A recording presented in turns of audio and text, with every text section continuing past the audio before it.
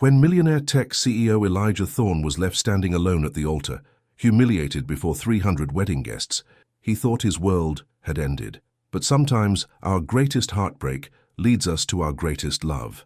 A simple housekeeper named Amara Lewis saw past his wealth and status to the broken man beneath, sparking an unexpected romance that would challenge everything they thought they knew about love, class, and what truly matters in life. This is a story about finding someone who sees your heart when the rest of the world only sees your circumstances. Before we start this story, comment below from where you are watching us. The bright June sun beat down on the elaborate floral arch at the Oakmont Vineyard estate. White roses and orchids decorated every inch of the venue, from the entrance gates to the red carpet leading to the altar. Nearly 300 guests sat in white chairs, fanning themselves in the summer heat, waiting for the ceremony to begin. Elijah Thorne stood at the altar, tall and handsome in his black tuxedo. At 32, he had everything a man could want: good looks, charm, and millions in the bank. His software company had made him one of the youngest millionaires in the country. Today was supposed to be the crowning achievement of his perfect life, his wedding day. But something was wrong. Victoria Chambers, his bride-to-be and the daughter of real estate mogul Richard Chambers, was 30 minutes late. "Maybe there's traffic," whispered Robert, Elijah's best man and business partner. Elijah checked his watch again. "Her father's estate is 10 minutes away. The wedding planner confirmed they left an hour ago." The crowd began to whisper. Phones came out, cameras flashed. Several reporters who had been invited to cover the social event of the season were already typing on their phones. Another 15 minutes passed. Elijah's phone buzzed. It was a text from Victoria's maid of honor. "I'm sorry, Elijah. Victoria got on a plane to Milan this morning. She's not coming." The blood drained from Elijah's face. He showed the message to Robert, whose eyes widened in shock. "What do you want to do?" Robert asked quietly. Elijah straightened his shoulders and faced the crowd. "Ladies and gentlemen," he said, his voice strained but steady, "I regret to inform you that there will be no wedding today. Ms. Chambers has decided not to attend. Please enjoy the refreshments that have been prepared." Gasps echoed through the crowd. The whispers grew louder. Cameras flashed more rapidly. As the guests began to leave, offering awkward condolences, Elijah remained standing at the altar. The ring box felt heavy in his hand. He couldn't move, couldn't think. The humiliation was overwhelming. Tomorrow his face would be plastered across every tabloid in the country. "The groom left at the altar," the headlines would scream. Soon the garden was empty, except for the workers dismantling the decorations. Elijah still stood there like a statue. Amara Lewis, one of the estate's housekeeping staff, had watched the disaster unfold from the edge of the event tent. Unlike the other staff who were busily cleaning up, she couldn't take her eyes off the man standing alone at the altar. At 26, Amara had worked at the Oakmont estate for 3 years. She was quiet, efficient, and usually invisible to the wealthy clients who rented the venue. But today something made her pause her work. She recognized the pain on Elijah's face. It was raw and familiar, the kind of pain that comes from being abandoned, from not being enough. She had felt that pain before. The sun was setting now, casting long shadows across the garden. The flowers were wilting in the heat, and still Elijah stood there, clutching the ring box in his trembling hands. Amara set down her cleaning supplies and walked slowly toward him. Her black uniform dress and sensible shoes were a stark contrast to the elaborate decorations around them. Elijah didn't notice her approach. He was lost in his thoughts, replaying every moment with Victoria, wondering what signs he had missed. "The altar's not where the love ends," Amara said softly. "Sometimes it's where truth begins." Elijah looked up, startled by the voice. He saw a young black woman in a staff uniform, her kind eyes filled with compassion. For a moment, their eyes locked. Amara didn't offer more words or uncomfortable sympathy. She simply nodded gently and turned to go. "Wait," Elijah called out. But when she turned back, he had nothing to say. What could he possibly say to this stranger? Amara gave him a small smile and walked away, returning to her duties. That night, Elijah stayed in one of the estate's guest suites. Unable to face going back to the penthouse he had shared with Victoria, he sat on the balcony, staring at the stars, the woman's words echoing in his mind. "The altar's not where the love ends. Sometimes it's where truth begins." What truth? That he wasn't good enough, that his money was the only thing Victoria had ever wanted, that despite all his success, he was still the orphaned boy desperate to be loved. Morning came, and Elijah barely slept. He showered and dressed in clothes that Robert had brought him.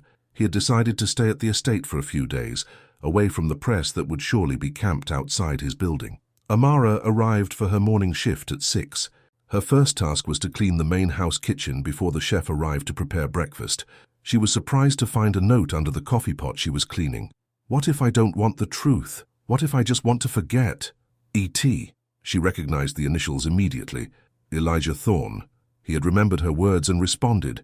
Amara hesitated, then took a small notepad from her pocket and wrote a reply. She placed it under the sugar bowl, where he would find it when he came for coffee. Sometimes forgetting just delays the lesson, but take your time. Healing isn't a race. A.L. Later that morning, when Elijah came down for coffee, he found her note. He looked around, but Amara was already gone, cleaning another part of the estate. This became their routine over the next few days. Elijah would leave notes in places he knew Amara would clean, under vases, inside cabinets, beneath his teacup. And Amara would respond, leaving her notes in places he would find them. "You think love is the answer? I think love is the trap." Elijah: "No, I think love is the ladder, but only if you stop climbing alone." Amara. Meanwhile, the outside world was in a frenzy. Victoria had returned from Milan and given an exclusive interview to a popular magazine. "I just couldn't go through with it," she told the reporter. "Elijah is so focused on his work. I felt like I was marrying his company, not him." The story painted Elijah as a cold workaholic, and Victoria as the brave woman who chose freedom over a loveless marriage. Elijah read the article in his suite, anger and hurt burning through him. He crumpled the magazine and threw it against the wall. That evening, he left a note under the pillow that Amara would fluff during turn-down service. "How do you trust again when all you've known is betrayal?" Amara found the note and saw the crumpled magazine on the floor. She picked it up and read the article. Her heart ached for him. She wrote back, "Trust isn't given all at once, it's built one truth at a time." Days turned into a week. Elijah extended his stay at the estate, claiming he needed space to work on a new project. In reality, he was waiting for Amara's notes each day, finding comfort in her words. One day, Elijah was sitting in the garden when he saw Amara cleaning windows on the terrace. It was the first time they had been in the same place since that day at the altar. He watched her work, noticing her careful movements, the gentle way she handled everything. Amara felt his eyes on her, but pretended not to notice. She continued her work, methodical and thorough. Finally, Elijah approached her. "Amara," he said, using her name for the first time. "I feel like I know you through your notes, but we've never really talked." Amara set down her cleaning cloth. "Sometimes words on paper are easier than words face to face," she said. "Why did you speak to me that day at the altar?" Elijah asked. Amara looked at him directly. "Because I know what it's like to stand alone when someone walks away, and I know what it's like when no one sees your pain." "Who walked away from you?" Elijah asked softly. "My mother, when I was 10. My father, when I was 16. My fiancé 2 years ago," Amara said simply. "They all had their reasons. None of them had to do with me being enough." Elijah was stunned by her honesty. "I'm sorry. Don't be. Each goodbye taught me something about myself," Amara said, "and about what I really want." "What do you want, Amara?" Elijah asked. "Peace, purpose, and someone who stays not because they need me, but because they choose me," she answered. "What about you, Mr. Thorne? What do you want?" Before Elijah could answer, his phone rang. It was Robert, calling about an emergency at the company. Elijah excused himself, promising they would continue their conversation later. But that evening, Elijah received a call that changed everything. Victoria wanted to meet. She claimed she had made a terrible mistake and wanted to explain herself. Elijah was torn. Part of him wanted closure. Another part wanted to hurt her as she had hurt him. And a small, vulnerable part still wondered if there was a chance to fix what was broken. He left a note for Amara. "The past is calling. Should I answer?" The next morning, Amara found his note. She held it for a long time, considering her response. Finally, she wrote, "Some calls are meant to remind us why we stopped picking up." She placed the note under his breakfast plate and went about her duties, her heart heavy with the certainty that Elijah would go back to Victoria. Men like him always did. They returned to what was familiar, even when it hurt them. What Amara didn't know was that her simple words would help Elijah make a decision that would change both their lives forever. That afternoon, Victoria arrived at the estate in a sleek white convertible. She was stunning in a designer dress, her blonde hair perfectly styled. Heads turned as she walked through the lobby, asking for Elijah Thorne's suite. Amara was cleaning a nearby bathroom when she heard Victoria's voice. She stepped out just in time to see the woman who had left Elijah at the altar, now walking confidently toward his room. Amara's heart sank. She finished her shift quickly and left without leaving a note for Elijah. What was the point? He had made his choice. But as she walked to the bus stop, someone called her name. She turned to see Elijah running toward her, slightly out of breath. "You didn't leave a note," he said when he reached her. "I saw Ms. Chambers arrive," Amara said quietly. "I assumed you wouldn't need my words anymore." Elijah shook his head. "I read your note this morning. Some calls are meant to remind us why we stopped picking up." "You were right." "What happened?" Amara asked. "I listened to Victoria's explanation. She talked about cold feet, about feeling overwhelmed. She cried and apologized. But all I could think about was your words," Elijah said. "I realized I was answering the call not because I wanted her back, but because I wanted to understand why I wasn't enough." "And did you get your answer?" Amara asked. "Yes," Elijah said firmly. "The answer is that I was always enough. She just wasn't ready to see that." Amara smiled, a genuine smile that lit up her face. "That's a good truth to find. I have you to thank for that," Elijah said. "Your notes, they've been my lifeline these past days." "I'm glad they helped," Amara said, suddenly aware of how close they were standing. "Can I drive you home?" Elijah offered. "I'd like to continue our conversation from earlier."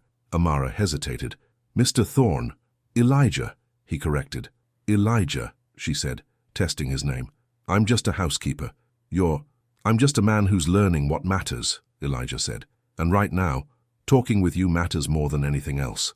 As the sun set behind the vineyards, Amara nodded and accepted his offer.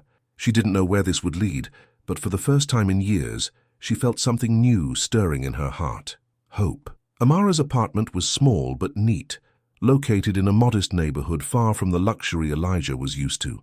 As his expensive car pulled up to the curb, neighbors peeked through their curtains, curious about the unexpected visitor. "This is me," Amara said, gesturing to the two-story brick building. "Thank you for the ride. Would you like to get some dinner?" Elijah asked. "I know a quiet place where we won't be bothered by reporters." Amara hesitated. "I should change first. I'm still in my work uniform." "Of course," Elijah said. "I can wait." 20 minutes later, Amara emerged wearing a simple blue dress and flat shoes. Her hair was down now, framing her face in soft curls. Elijah couldn't help but stare. Without the maid's uniform, she looked different, confident and beautiful in a natural way that Victoria's carefully manufactured beauty never achieved. The restaurant Elijah chose was a small Italian place tucked away on a side street. The owner recognized him immediately but discreetly seated them in a private corner. "You come here often?" Amara asked, noticing the familiar way the staff treated him. "When I want to escape," Elijah admitted. Victoria preferred trendier places where she could be seen. They ordered pasta and wine, and for the first time, they talked face to face, instead of through notes. "Tell me about your family," Elijah said. Amara twirled pasta on her. "Not much to tell. My mother left when I was 10, said she needed to find herself. Last I heard, she found herself in Arizona with a new husband. My father tried his best, but after she left, he turned to drinking. He walked out one day when I was 16 and never came back." "I'm sorry," Elijah said softly. Amara shrugged. "I lived with my grandmother until she passed, then put myself through community college. I studied literature, believe it or not." "Literature?"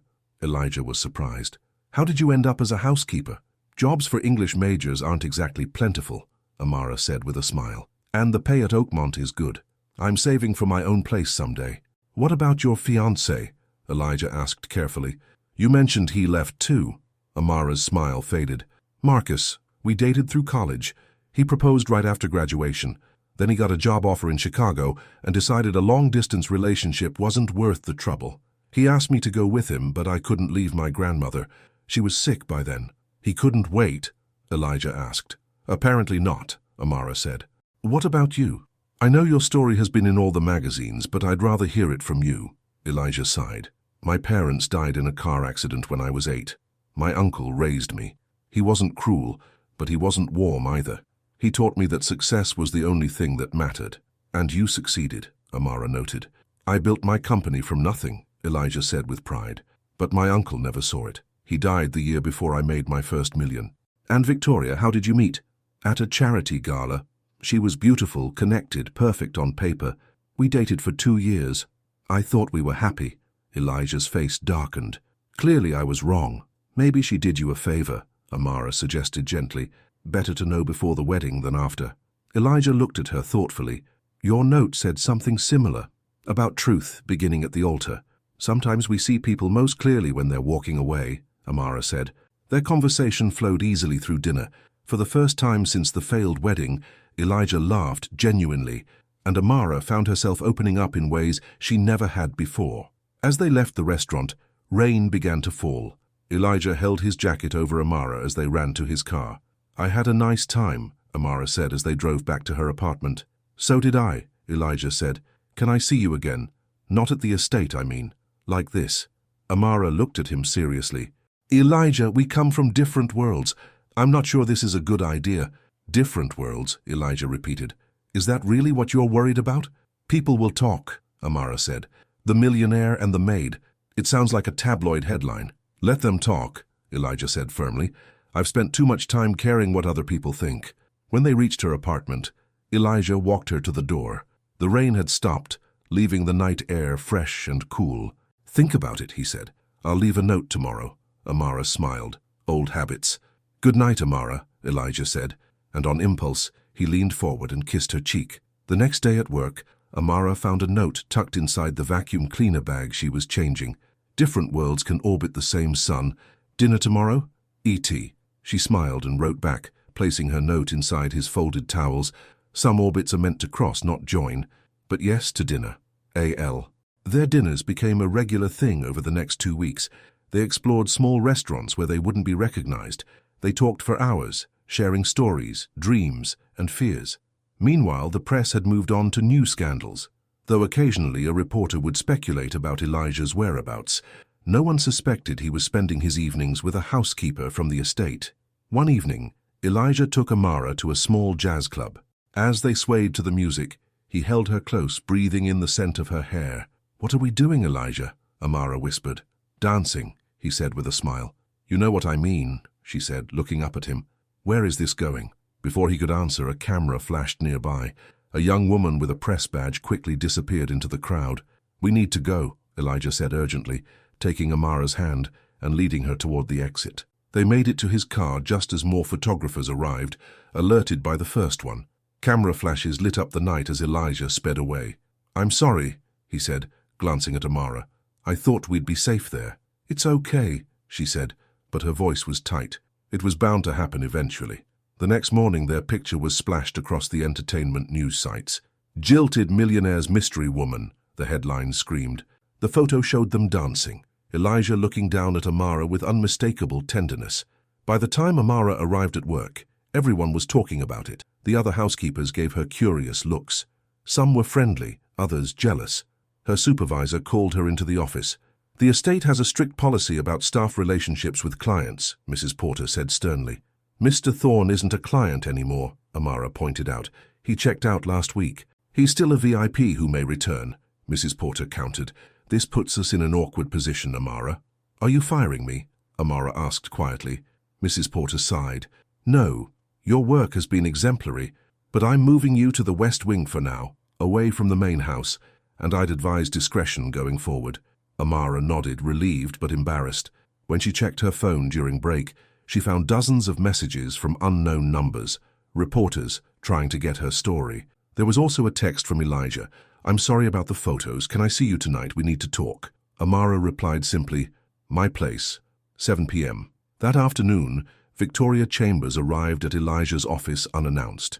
His secretary tried to stop her, but Victoria pushed past, bursting into the conference room where Elijah was meeting with investors. I need to speak with you, she demanded. Now. Elijah excused himself, leading Victoria to his private office. What do you want? He asked coldly. Victoria tossed a tablet on his desk showing the photo of him and Amara. Is this why you wouldn't take me back? You're sleeping with the help. My personal life is no longer your concern, Elijah said. You gave up that right when you left me at the altar. She's a maid, Elijah, Victoria said with disgust. What will people think? What will your investors think? I don't care, Elijah said. Now, if that's all, I have a meeting to finish. Victoria's perfect features twisted with anger.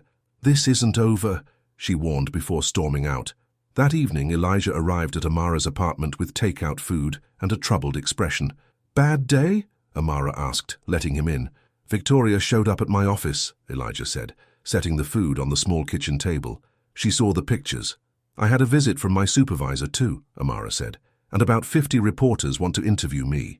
They sat down to eat, but neither had much appetite. "This is exactly what I was afraid of," Amara said. "The circus."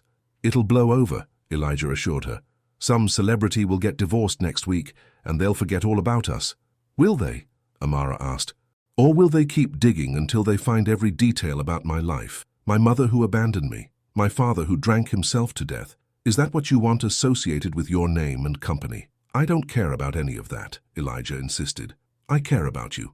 "You say that now," Amara said. "But what about when it affects your business? When investors start questioning your judgment?" "That won't happen," Elijah said, but his voice lacked conviction. Amara reached across the table and took his hand. "Elijah, we've known each other for barely a month. Most of that time, we've been passing notes like school children. This isn't worth risking everything you've built." "What are you saying?" Elijah asked, though he already knew. "I'm saying we need to be realistic," Amara said gently. "We got caught up in something special, but maybe it's time to step back before anyone gets hurt." Elijah stood up abruptly. "That's not what I want." "What do you want, Elijah?" Amara asked. "Really? I want—" He paused, struggling to find the words. "I want what's real. Victoria, my business, the press. That's all smoke and mirrors. But you, Amara, you're real. What we have is real." "Is it?" Amara asked. "Or am I just the opposite of Victoria? The simple girl who sees the real you? Maybe that's all this is, a reaction to being hurt." Elijah ran his hands through his hair in frustration. "That's not true. You know it's not." "I don't know anything right now," Amara said, "except that my life has turned upside down and I'm not sure I'm ready for that." "So that's it?" Elijah asked, his voice hard. "You're walking away too?" "I'm asking for time," Amara corrected. "Time to think without cameras and reporters and angry ex-fiancés complicating things." Elijah was quiet for a long moment. "How much time?" "I don't know," Amara admitted. "But if what we have is real, it will still be real next week or next month." Finally, Elijah nodded. "Okay, time, I can give you that." He left soon after, the takeout food barely touched. Amara watched from her window as his expensive car pulled away, feeling a mix of sadness and relief. The next few days were difficult. Amara was reassigned to the west wing of the estate as promised, cleaning guest rooms and avoiding the curious stares of her co-workers. She checked her phone constantly, but there were no messages from Elijah, no notes hidden in unexpected places. She missed him more than she wanted to admit. Meanwhile, Elijah threw himself into work, staying late at the office and ignoring the concerned looks from Robert and his other employees. He had moved back to his penthouse, but it felt empty and cold without Victoria's things. Not that he missed Victoria. It was the idea of having someone that he missed, someone to come home to, someone who saw him as more than a bank account or a business opportunity, someone like Amara. A week after their last dinner, Robert cornered Elijah in his office. "You need to snap out of it," Robert said bluntly. "You're walking around like a zombie. The board is getting nervous." "The company is fine," Elijah said dismissively. "Profits are up this quarter." "It's not about the profits," Robert said. "It's about you. First the wedding disaster, now this thing with the maid. Her name is Amara," Elijah snapped. Robert held up his hands in surrender. "Amara, then. Look, I don't care who you date, but the board does. They're old-fashioned. They think it reflects poorly on the company." "That's ridiculous," Elijah said. "Maybe," Robert agreed, "but perception matters in business. You taught me that." Elijah leaned back in his chair, suddenly tired. "What do they want me to do? Issue a statement denying I'm involved with her? It's nobody's business." "You made it everyone's business when you became the face of this company," Robert pointed out. "Look, take my advice. Lay low for a while, focus on the Johnson merger. Give the press something else to talk about." Elijah nodded reluctantly. "Fine. Set up a meeting with the Johnson team for next week." After Robert left, Elijah sat alone in his office, staring out at the city skyline. He had built all of this from nothing, driven by a need to prove himself, but sitting here now, successful beyond his wildest dreams, he felt empty. He pulled out his phone and typed a message to Amara. "I miss your notes." Then he deleted it without sending. At the estate, Amara was cleaning the last guest room of her shift when she found a magazine left behind by a previous guest. Victoria's face stared up at her from the cover, beautiful and perfect. The headline read, "Victoria Chambers speaks out, I still love him." Curiosity got the better of her, and Amara flipped to the article. Victoria described her heartbreaking decision to leave Elijah at the altar as the hardest choice of my life. She claimed she had panicked, overwhelmed by the pressure of marrying such a prominent man. "I made a terrible mistake," Victoria was quoted saying. "I hurt the man I love and I'll spend the rest of my life trying to make it up to him." The article mentioned the photos of Elijah with an unidentified woman, suggesting it was a brief rebound that had already ended. "Elijah deserves someone who appreciates his worth," Victoria concluded. "Someone from his world who understands the pressures he faces. I hope he can forgive me and give our love another chance." Amara closed the magazine, her hands shaking slightly. Was this true? Had Elijah reconciled with Victoria? Is that why he hadn't contacted her? She finished her shift and went home, the magazine article playing in her mind. Maybe Victoria was right. Maybe Elijah did need someone from his world, someone who understood the life he lived, someone who wasn't her. That night, Amara couldn't sleep. She tossed and turned, thinking about Elijah, about Victoria, about the life she had always imagined for herself. A simple life with a good man who loved her. Not fame or fortune or photographers hiding in bushes. But then she thought about Elijah's smile, the way his eyes lit up when he talked about his dreams, the gentle way he held her hand. The real man behind the millionaire facade. The man who left notes in vacuum cleaner bags and listened to her stories as if they were the most important words in the world. Was she really ready to let that go? The next morning, Amara made a decision. She would reach out to Elijah one last time. If he had truly moved on with Victoria, she would accept it and move forward with her life. But if there was still a chance for them, she would fight for it. Photographers and gossip columns be damned. She took out a piece of paper and wrote, "Different worlds can share the same heart. I miss you. A.L." Then she folded it carefully and put it in her pocket, not yet sure how she would get it to him. What Amara didn't know was that at that very moment, Elijah was making a decision of his own, a decision that would change both their lives forever. He sat in his office, staring at the Johnson merger documents without really seeing them. Robert's words echoed in his mind, "Perception matters in business." It was true. Everything in his life had been about perception, looking successful, looking powerful, looking happy. But when had he last actually been happy? The answer came immediately, with Amara, talking over dinner, dancing at the jazz club, reading her notes that somehow always said exactly what he needed to hear. Elijah stood up suddenly, startling his secretary, who had just entered with more documents. "Cancel my meetings for the rest of the day," he said, grabbing his jacket, "and call a press conference for tomorrow morning." "A press conference?" she repeated, confused. "About the Johnson merger?" "No," Elijah said with determination, "about something much more important." As he drove toward the Oakmont estate, Elijah felt lighter than he had in weeks. Maybe Amara was right. They did come from different worlds. But some worlds were meant to collide, and he was ready for the impact. Elijah arrived at the Oakmont estate just as the afternoon shift was changing. He parked his car and hurried inside, hoping to find Amara before she left for the day. The manager at the front desk recognized him immediately. "Mr. Thorne, this is a surprise. How can I help you?" "I'm looking for Amara Lewis," Elijah said. "Is she working today?" The manager hesitated.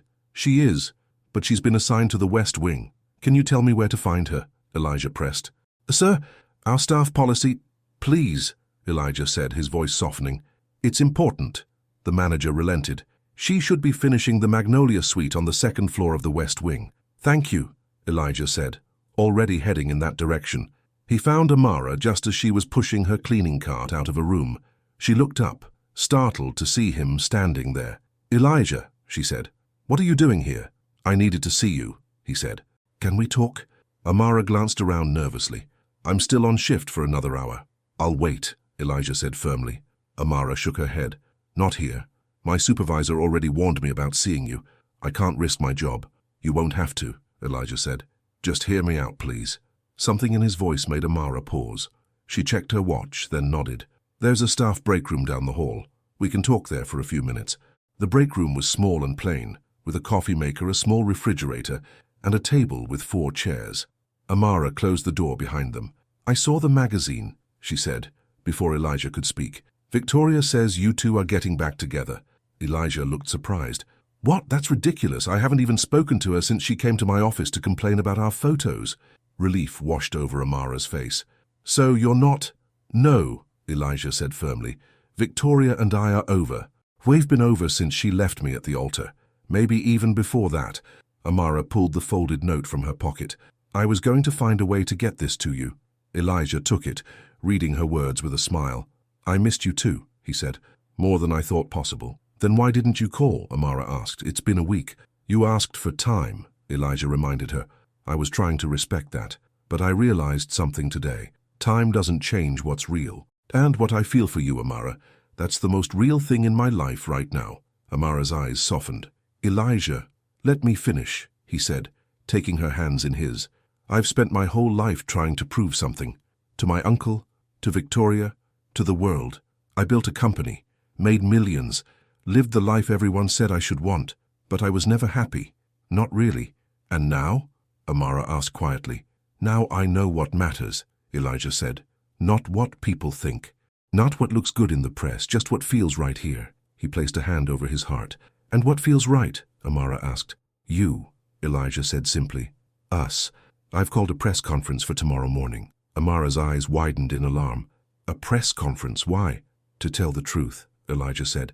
To let the world know that I've found something more valuable than anything money can buy. Someone who sees me, really sees me. Elijah, think about what you're doing, Amara pleaded. Your company, your reputation, don't matter, Elijah finished for her. Not compared to this, not compared to us. There is no us yet, Amara reminded him. We barely know each other. I know enough, Elijah insisted. I know you're kind and honest. I know you see beauty in simple things. I know your notes have saved me from the darkest time in my life. Amara's phone beeped, an alarm reminding her to finish her shift. I have to go, she said reluctantly. My supervisor will be looking for me. Meet me tonight, Elijah said. Please, we can talk more then. Amara hesitated, then nodded. My place, 8 o'clock. Elijah smiled. I'll be there. As Amara finished her shift, she couldn't stop thinking about Elijah's words. A press conference. To tell the world about them. It seemed extreme, impulsive, not at all like the careful businessmen she'd read about in magazines. What if he regretted it? What if it was just a reaction to Victoria's magazine article? What if... Amara stopped herself. There were too many what-ifs. All she knew was that Elijah Thorne, millionaire and most eligible bachelor since his failed wedding, wanted to tell the world about her. Amara Lewis, a housekeeper with community college debt and a tiny apartment. It was terrifying and thrilling. When she got home, Amara took extra care getting ready. She showered, put on a little makeup, and chose a simple green dress that brought out the warmth in her brown skin. She was nervous, more nervous than she'd been on any of their previous dinners, because this felt different. This felt like a turning point. At exactly 8 o'clock, there was a knock at her door. Elijah stood there with a bouquet of wildflowers, not fancy roses or orchids, but colorful, unpretentious blooms that reminded her of the fields near her grandmother's house. These made me think of you, he said, handing them to her. Beautiful without trying to be. Amara blushed, taking the flowers. Thank you. Come in. She found a vase for the flowers, while Elijah settled on her small couch. He looked out of place in her modest apartment, his designer clothes and expensive watch at odds with her second-hand furniture. Yet he seemed more relaxed here than he had at the estate or the fancy restaurants.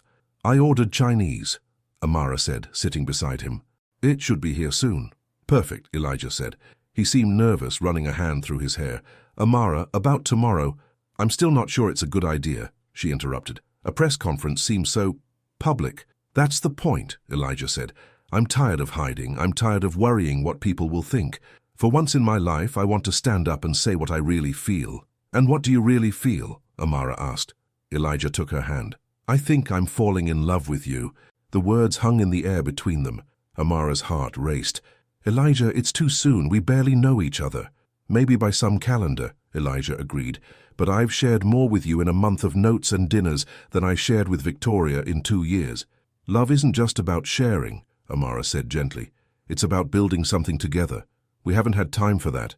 Then let's make time, Elijah said. I'm not asking you to marry me, Amara. I'm just asking for a chance. A real chance, not hidden away like we're ashamed. Before Amara could respond, her phone rang. It was her neighbor, Mrs. Chen. Amara, dear, there are reporters outside the building, the elderly woman said. They're asking about you and that handsome millionaire. Is everything all right? Amara's stomach dropped. Yes, Mrs. Chen, everything's fine. Please don't talk to them. She hung up and turned to Elijah. They found me, the reporters. Elijah's face darkened. I'm sorry. Someone must have followed me. What do we do? Amara asked, moving to the window to peek out. Sure enough, several news vans were parked on the street, and reporters with cameras were talking to residents entering the building. We could stay here, Elijah suggested. Order food, watch a movie, ignore them. They won't go away, Amara said. Not now that they've found where I live. Then we leave, Elijah said decisively. I have a cabin about 2 hours from here. We can go there, spend the weekend away from all this, figure things out without cameras in our faces. I can't just leave, Amara protested. I have work tomorrow. Call in sick, Elijah said. One day, that's all I'm asking. Amara bit her lip, considering. The thought of facing those reporters, of having her face splashed across tabloids, was overwhelming, and the idea of a quiet weekend with Elijah, away from everything, was tempting. Okay, she said finally. One day. But we'll have to sneak past the reporters. Elijah grinned. I have an idea about that. 20 minutes later, Mrs. Chen knocked on Amara's door. Elijah answered, wearing a baseball cap pulled low. Thank you for helping us, he said to the elderly woman. Mrs. Chen smiled, clearly delighted to be part of the adventure. My grandson left his delivery uniform here last week. It should fit you. Elijah changed into the pizza delivery uniform, while Amara put on a hooded sweatshirt and sunglasses. They waited until Mrs. Chen reported that a real delivery person had arrived, creating a distraction at the front of the building. Then they slipped out the back exit, where Elijah's driver was waiting with a nondescript sedan, not the luxury car he usually drove. To the cabin, sir? The driver asked as they climbed in. Yes, James, and take the back roads just in case. As they drove away from the city, Amara felt both exhilarated and terrified. What was she doing? Running away with a man she barely knew, a man who lived in a world so different from hers. But looking at Elijah beside her, his face relaxed for the first time since she'd met him. She couldn't bring herself to regret it. The cabin turned out to be a beautiful lakeside retreat, rustic but luxurious, with a stone fireplace and huge windows overlooking the water. James carried in their overnight bags. Elijah had his driver stop at a store to buy necessities since they hadn't packed, and started a fire before leaving them alone. He'll be back Sunday evening, Elijah explained, unless we call him sooner. It's beautiful here, Amara said, looking out at the moonlight reflecting off the lake. My parents used to bring me here when I was little, Elijah said, coming to stand beside her. It's one of the few places I have happy memories of them. You never told me about your parents, Amara said softly. They died in a car accident when I was 8, Elijah said. My father was a professor. My mother was an artist. They weren't wealthy, but they were happy, in love. I'm sorry you lost them, Amara said. After they died, my uncle took me in. He was my father's brother, but completely different, cold, practical, success-oriented. He molded me into his image of what a man should be. And what's your image? Amara asked. Of what a man should be. Elijah looked at her thoughtfully. I'm still figuring that out, but I think it has something to do with being honest, vulnerable, not hiding behind money or status. That's a good start, Amara said with a smile. They stayed up late, talking by the fire. Elijah told her about his parents, about building his company from a dorm room startup to a tech giant. Amara told him about her grandmother, about her dreams of writing someday, about the small pleasures that made her life meaningful. When they finally went to bed, Elijah insisting on taking the couch while Amara used the bedroom, Amara felt closer to him than she had to anyone in years. The next morning, Elijah made breakfast, while Amara called in sick to work. After they ate, they took a walk around the lake, holding hands and talking about everything and nothing. What about your press conference? Amara asked as they sat on a dock, feet dangling in the cool water. I rescheduled it for Monday, Elijah said. I called Robert while you were sleeping. And what will you say? Amara asked. The truth, Elijah said simply. That I've met someone special, someone who reminds me what matters in life. The tabloids will have a field day, Amara warned. The Millionaire and the Maid. They'll twist it into something tawdry. Let them, Elijah said.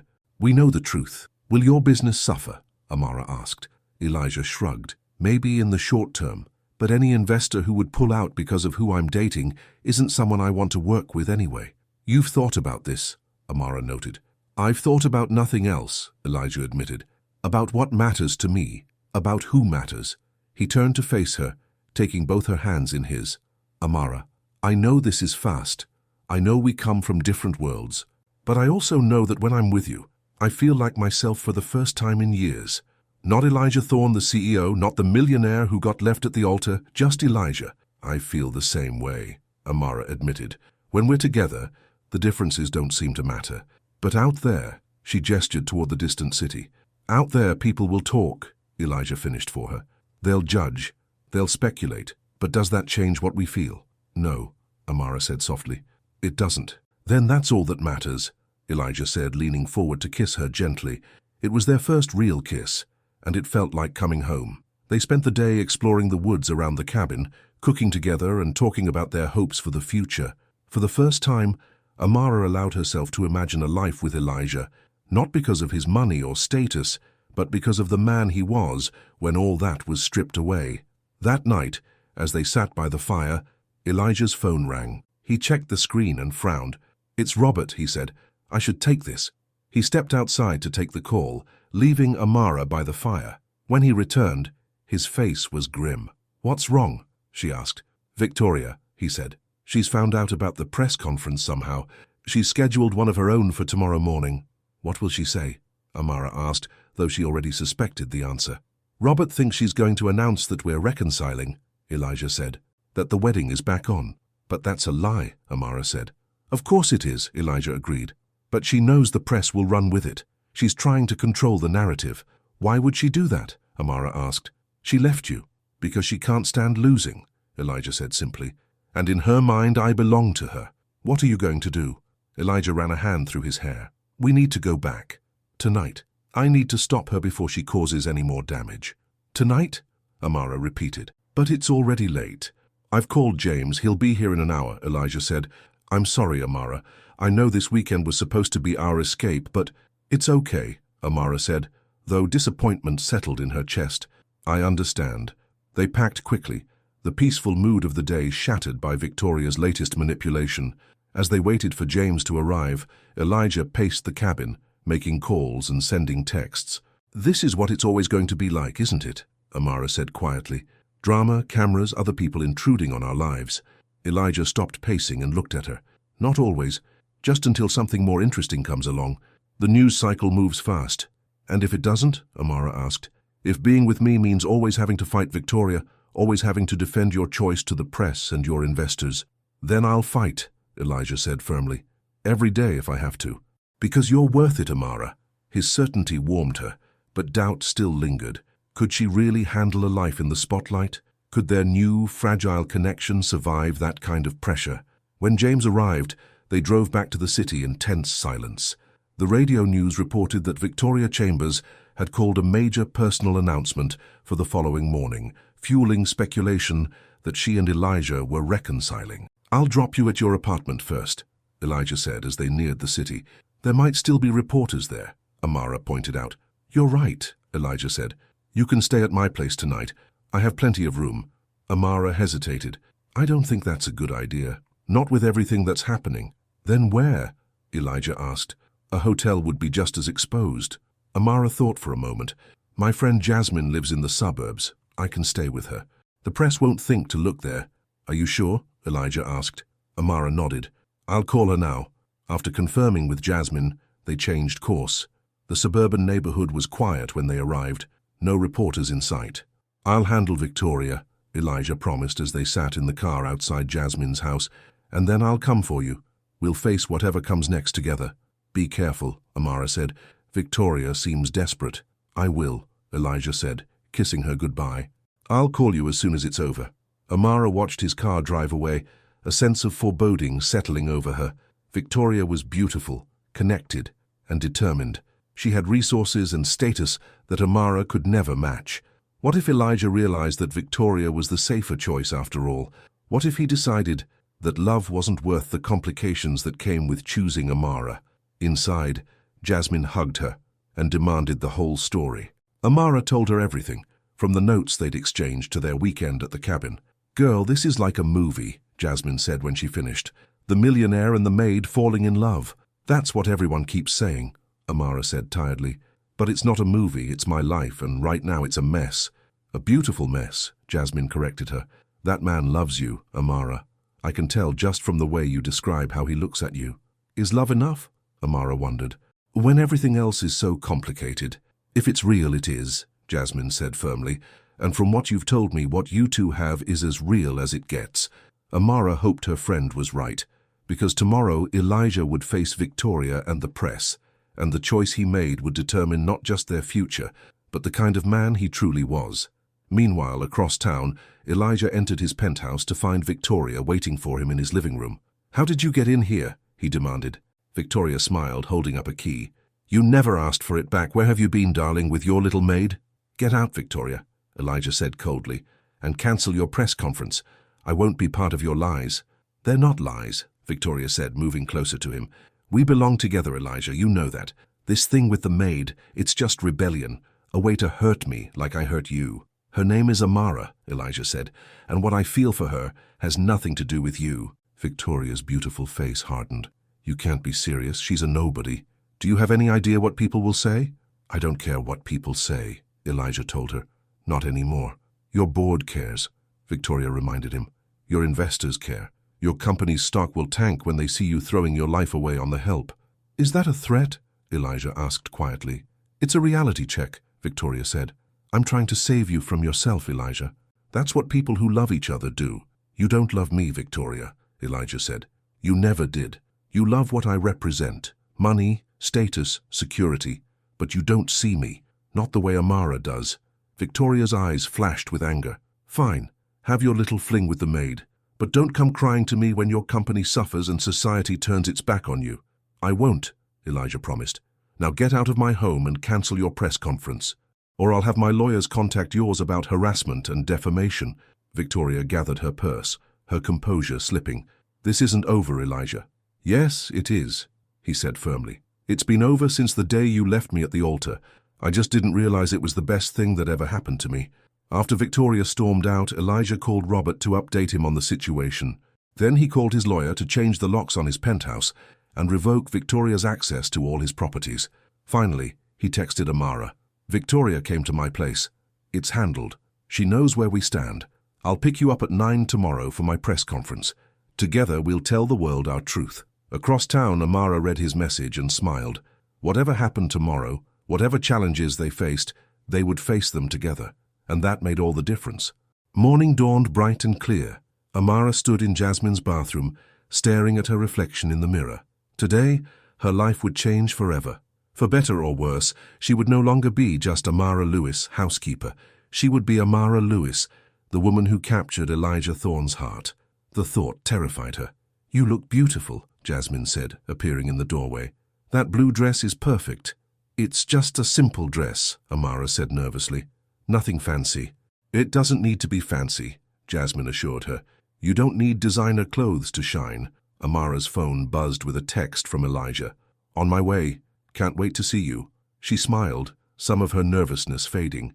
Despite everything, the press, Victoria, the differences in their worlds, Elijah had chosen her, and she had chosen him.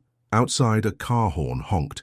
That's him, Jasmine said, peeking through the curtains. Wow, nice car. Amara grabbed her purse and hugged her friend. Thank you for everything. Just invite me to the wedding, Jasmine teased. Don't get ahead of yourself, Amara laughed, though the thought sent a flutter through her stomach. Elijah was waiting beside his car, looking handsome in a grey suit. His face lit up when he saw her. You look beautiful, he said, kissing her cheek. You don't look so bad yourself, Amara replied, trying to hide her nerves. As they drove toward Elijah's office building, where the press conference would be held, Amara noticed his knuckles were white on the steering wheel. Are you nervous? She asked. A little, Elijah admitted, but not about what I'm going to say. I'm just worried about how it will affect you. I can handle it, Amara said with more confidence than she felt. I know you can, Elijah said. You're the strongest person I know. When they arrived, Robert was waiting for them in the underground parking garage. The press room is packed, he reported, and Victoria called this morning. What did she want? Elijah asked. To warn you that she's coming to the press conference, Robert said grimly. She says she has a right to tell her side. Elijah swore under his breath. Can we stop her? It's a public press conference, Robert pointed out. We can limit her access to the microphone, but we can't prevent her from attending. It's okay, Amara said, touching Elijah's arm. Let her come. We have nothing to hide. Elijah looked at her with admiration. You continue to amaze me. They took the private elevator to the conference room floor. Through the glass doors, Amara could see dozens of reporters and cameras. Her heart raced. Second thoughts? Elijah asked gently. Amara took a deep breath. No, just first-time jitters. You don't have to speak if you don't want to, Elijah assured her. Just standing beside me is enough. I'll be ready if I need to, Amara said, straightening her shoulders. Robert opened the doors, and they walked into a storm of flashing cameras and shouted questions. Mr. Thorne, is it true you're dating an employee of Oakmont Estate? Amara, how did you meet Elijah Thorne? Is this a rebound after being left at the altar? Elijah guided Amara to the podium, his hand steady at the small of her back. Robert called for quiet, and gradually the room settled. Thank you all for coming, Elijah began. I've called this press conference to address the recent speculation about my personal life. As he spoke, Amara scanned the crowd. In the back row she spotted Victoria, stunning in a red dress, her face a mask of cool composure. 2 months ago I stood at an altar waiting for a bride who never arrived, Elijah continued. The public humiliation was painful, but it wasn't the worst part. The worst part was realizing that the relationship I thought was real was actually built on appearances and expectations. The room was silent now, every reporter hanging on his words. That day, when everyone else left, one person stayed, Elijah said, his voice softening as he looked at Amara. One person saw past the millionaire, past the jilted groom, to the man who was hurting. Amara felt tears prick her eyes as Elijah recounted their first meeting, their exchange of notes, the connection that had grown between them. Amara Lewis came into my life when I thought love was a trap, Elijah said.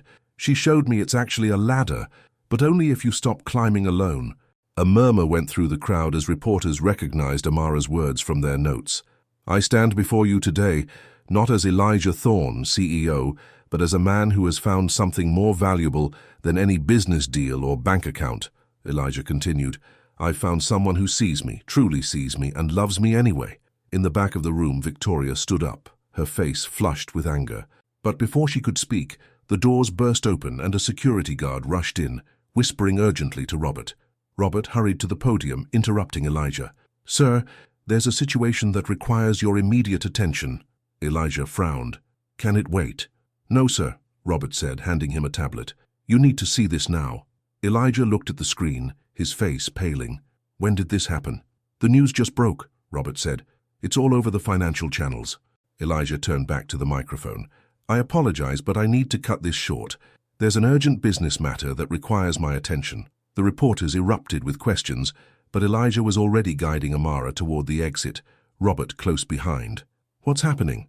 Amara asked as they hurried to the elevator. Victoria's father just announced a hostile takeover attempt of my company, Elijah said grimly.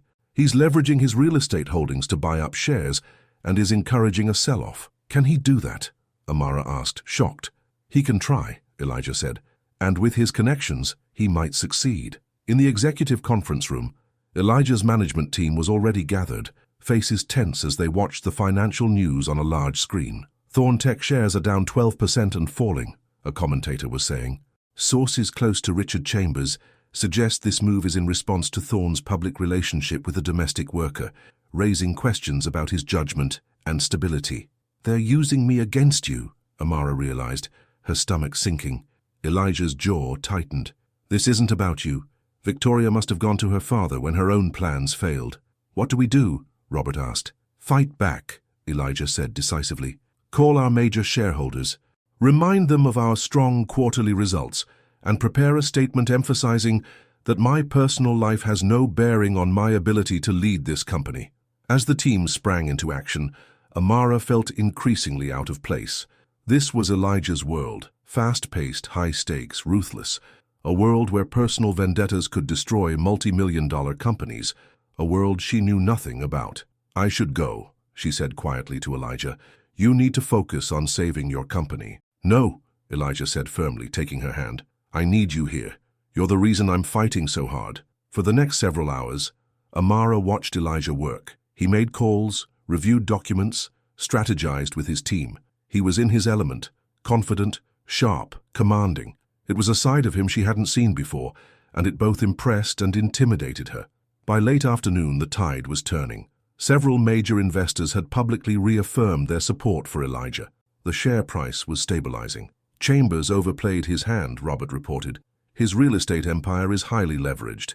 He doesn't have the liquidity to mount a serious takeover. It was a bluff, Elijah realized. A scare tactic. Seems to have backfired, Robert said with a smile. Our loyal investors are rallying, and the press is starting to paint Chambers as vindictive and old-fashioned. Elijah checked his phone, which had been buzzing steadily. Victoria's been calling. I think her father's attack wasn't her idea. Will you talk to her? Amara asked. No, Elijah said firmly. That chapter is closed, but I do need to finish what we started this morning. The press conference that was interrupted. Is that wise? Robert asked. We've barely weathered this storm. It's necessary, Elijah insisted. I won't let the Chambers family dictate my personal life or my company's future. He turned to Amara. What do you think? Are you ready to face the cameras again? Amara took a deep breath. I think it's time I found my voice. An hour later, they were back in the press room. The crowd was even larger now, buzzing with excitement over the day's dramatic events. Elijah stepped up to the microphone, Amara by his side. Thank you for returning, he began. As you know, our earlier press conference was interrupted by news of a hostile takeover attempt. I'm pleased to report that Thorn Tech remains strong, thanks to the support of our loyal investors and the hard work of our dedicated team. He paused, then continued with a steely edge to his voice. This morning, I began to tell you about someone special in my life, someone who saw me at my lowest moment and offered kindness without agenda, someone who has taught me what truly matters. Elijah looked at Amara, his eyes soft. But I think it's time you heard from her directly. He stepped back, gesturing for Amara to take the microphone.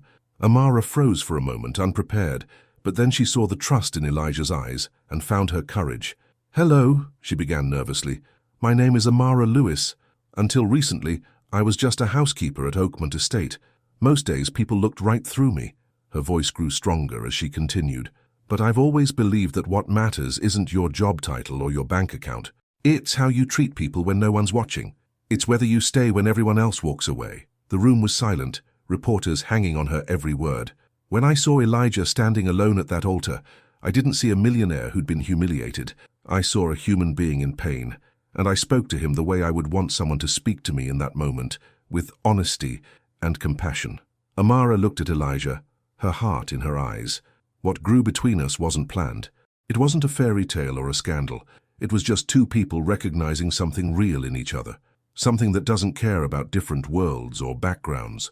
In the back of the room, Victoria stood up and walked out, her shoulders rigid with defeat.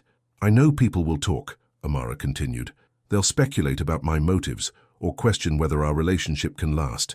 But those people don't know what we know, that sometimes the most unlikely connections are the strongest. That sometimes love begins exactly where you least expect it. She stepped back, and Elijah moved forward to stand beside her, taking her hand. Any questions? He asked the room. Dozens of hands shot up. Elijah pointed to a reporter in the front row. Mr. Thorne, how do you respond to suggestions that this relationship could harm your company's reputation? My company's reputation is built on innovation, integrity, and results, Elijah answered confidently. Who I love doesn't change that. And any investor who doesn't understand that is welcome to put their money elsewhere. Another reporter stood. Ms. Lewis, are you concerned about the public scrutiny you'll face as Mr. Thorne's partner? Of course, Amara answered honestly. I value my privacy, but I value what Elijah and I are building even more. We'll face the scrutiny together. Question after question came, and they answered each one with candor and unity. By the end, even the most skeptical reporters seemed touched by their story. As they left the building hand in hand, cameras following their every move, Amara whispered to Elijah, That wasn't so bad. You were amazing, Elijah said, squeezing her hand. I've never been prouder to stand beside someone. The next few weeks were a whirlwind. Amara quit her job at Oakmont Estate, unwilling to put her former employers in an awkward position. The press followed her and Elijah everywhere at first, but gradually, as no scandal emerged, their interest waned. Victoria and her father retreated to Europe, licking their wounds after their failed takeover attempt backfired, causing the Chambers' real estate stock to drop temporarily. Thorn Tech, meanwhile, was thriving. Elijah's honest approach had resonated with younger investors, and the company's latest product launch was their most successful yet.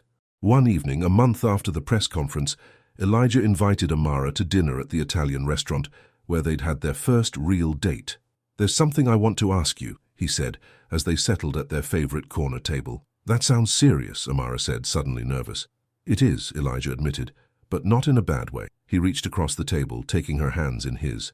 "This past month has been the happiest of my life. Even with all the chaos and press, waking up each day knowing you're in my life has made everything else feel manageable." "I feel the same way," Amara said softly. "I know we haven't known each other long," Elijah continued, "and I'm not asking for forever. Not yet. But I am asking for a next step." From his pocket, he pulled out a small box. Inside was a key. "Move in with me," Elijah said. "Not to my penthouse. That never felt like home. I've bought a house. Nothing too extravagant, but with a garden for you to tend and an office where you can write. A place that can be ours, not mine." Tears filled Amara's eyes. "You remembered I wanted to write someday." "I remember everything you tell me," Elijah said. "Every dream, every fear, every hope. So what do you say? Will you build a home with me?" Amara looked at the key, then at the man offering it. The man who had been willing to risk everything for her. The man who saw her, really saw her, when everyone else looked past. "Yes," she said, her heart full. "Yes, I will." 2 days later, Elijah took Amara to see their new home. It was a beautiful craftsman-style house with a wraparound porch and tall windows. Not ostentatious, but warm and welcoming. "It's perfect," Amara breathed as they walked through the light-filled rooms. "There's one more thing," Elijah said, leading her to what would be their bedroom. On the dresser sat a small antique typewriter. "For your writing," he explained. "My mother was a writer too before she died. This was hers. I thought you might like to use it." Amara touched the typewriter reverently. "Elijah, I don't know what to say." "Say you'll write our story someday," he suggested. "How we found each other when we least expected it." "Our story is just beginning," Amara said, smiling through happy tears. 3 months later, the house was fully furnished and felt like home. Amara had started writing again, working on a novel in the mornings before helping with a literacy program at the local community center in the afternoons. Elijah had restructured his company to allow for more work-life balance, delegating responsibilities so he could be home for dinner most nights. They cooked together, planted a garden, and built a life far from the cameras and gossip. One evening, as they sat on their porch swing watching the sunset, Elijah turned to Amara with a serious expression. "I've been thinking about the future," he said. "Our future." "What about it?" Amara asked. "I want to do things right this time," Elijah said. "Not rushed, not for show, just because it's what my heart wants." From his pocket, he pulled a small velvet box. Inside was a simple but elegant diamond ring. "I'm not asking for an answer today," Elijah said, seeing Amara's surprised expression. "I'm just letting you know where my heart is headed. When you're ready, if you're ever ready, this will be waiting." Amara looked at the ring, then at Elijah. 6 months ago, she had been invisible, cleaning rooms that weren't hers, dreaming of a love she didn't believe would ever find her. Now, here she was, with a man who had seen her when no one else did. A man who stayed even when it would have been easier to walk away. "Ask me," she said softly. "What?" Elijah seemed surprised. "Ask me properly," Amara clarified, her eyes shining, "so I can give you my answer." Understanding dawned on Elijah's face. He slid off the porch swing and knelt before her, holding the ring. "Amara Lewis," he said, his voice steady and sure, "you saw me when I was broken. You stayed when everyone else left. You taught me what matters in this life. Will you marry me?"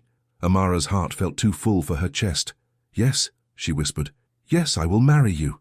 Elijah slipped the ring on her finger, then pulled her into his arms. As they kissed, the sun setting behind them, Amara knew that this was what she had been waiting for all her life. Not wealth or status or fairy tale romance, just a love that saw her, a love that stayed. 6 months later, Amara stood in a dressing room at a small, elegant vineyard, not Oakmont Estate. They had chosen a different venue, one without painful memories. Her simple white dress was nothing like the elaborate gown Victoria would have worn, but it suited her perfectly. Jasmine, her maid of honor, adjusted the small wreath of wildflowers in Amara's hair. "You look beautiful," she said. "Are you nervous?" "Not at all," Amara replied. And it was true. After everything they had weathered together, Walking down the aisle to Elijah felt like the most natural thing in the world. Outside, guests were gathering, a small group of close friends, Elijah's trusted colleagues, and Amara's friends from the community center. No press, no cameras, no spectacle, just the people who mattered to them. A knock came at the door. It was Robert, who had become a good friend to both of them. "It's time," he said. "Elijah's waiting." As the music began, Amara took a deep breath and stepped out into the sunlight. The aisle before her was strewn with petals, leading to a simple arch twined with flowers. And there stood Elijah, his eyes finding hers immediately. The love in his gaze was so powerful, so pure, that Amara felt it like a physical force drawing her forward. This time there was no hesitation, no doubt, no fear of cameras or judgment or different worlds colliding. Just two people who had found in each other what everyone searches for, someone who sees the truth of who you are and loves you not despite it, but because of it. As Amara reached Elijah, he took her hands in his voice steady as he spoke the words they had written together.